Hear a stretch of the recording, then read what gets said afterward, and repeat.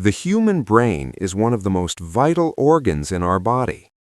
To evaluate the blood flow within the brain, a specialized imaging test called MRA of the brain is used.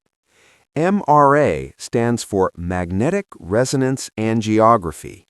It is an advanced and non-invasive imaging technique that uses strong magnetic fields and radio waves to produce detailed images of the blood vessels in the brain.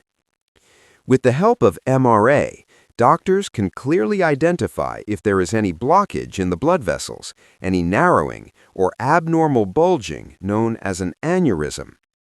This test plays a crucial role in diagnosing conditions such as stroke, dizziness, sudden weakness, or chronic headaches. One of the key advantages of MRA is that it is completely painless and does not require any surgical procedure. In many cases, it can be performed without using contrast dye, making it even safer for patients.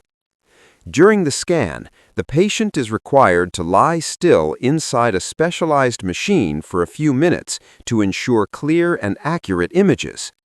However, patients with pacemakers or metallic implants should inform their doctor beforehand, as these may interfere with the procedure.